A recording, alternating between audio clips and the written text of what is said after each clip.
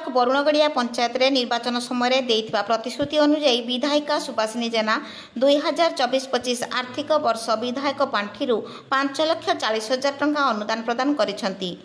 पंचायतर बड़गड़िया grammar Nilambar बेहेरांक घर आगठारु पक्काघाट पर्यंत गाड़ुआल निर्माण निमंते 2,40,000, चोरपदा ग्रामर अनंत जेनांक बिलसीमा ठारू श्रीनिवास परिडांक घर पर्यंत कंक्रीट रास्ता कलभाट निर्माण निमंते 2 लाख एवं कियापणसी ग्रामर जदुनाथ बेहेरांक घर ठारू भगीरथपुर नूतन प्राथमिक विद्यालय भाया केदारनाथ बेहेरा घर पर्यंत रास्तार उन्नतीकरण निमंते 1 लाख आर्थिक अनुदान प्रदान करथिले। सेहीपरि सदानंदपुर और मांकड़गड़िया ग्रामर बस्ता पंचायत समिति द्वारा हेबाकु थिबा 2 गोटी प्रकल्पर मध्य भित्तिप्रस्तर स्थापन करथिले। बरुणगड़िया पंचायत सभापति पंचानंद दासଙ୍କ तत्वावधान विधायिका सुभाषिनी जेना उपस्थित रही समस्त प्रकल्पगुड़िकर भित्तिप्रस्तर स्थापन करथिले।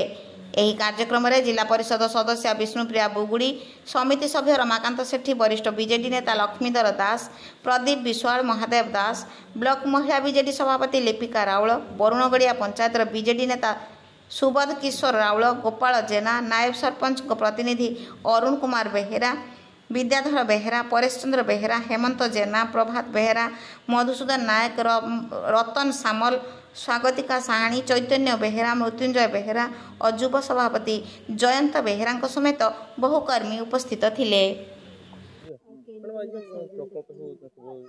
देखंतु सौभाग्यर विषय आज बरुणगड़िया पंचायत आमे मिलित भाव 5टी प्रकल्पर आज भित्तिप्रस्तर स्थापन कलु। से बरुणगड़िया पंचायत समस्त अंतेवासी को मु साधुवाद दौची, धन्यवाद दौची। ये काम आग को आहुरी त्वरान्वित हम, समस्त जनसाधारण किभली सुखरे रहिबे से बाबद रे मु अंगीकारबद्ध। आसंता दिन रे आहुरी अधिक प्रकल्प हम लोकों सुविधा पाई।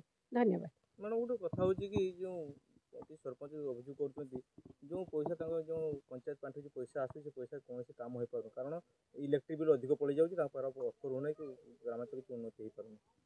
देखंतु से बाबद रे मु गत दिन रे सरकार दृष्टि आकर्षण करी। आसंता दिन रे ए बाबद रे सरकार दृष्टि आकर्षण करी। गोटे कथा आपण मानक माध्यम रे मु कहबा को उचित मने करी। मु सब बेले लोकंक साथी रे अछि। लोकंकर सुविधा केमिति हबो से बाबद रे मु अंगीकारबद्ध। धन्यवाद।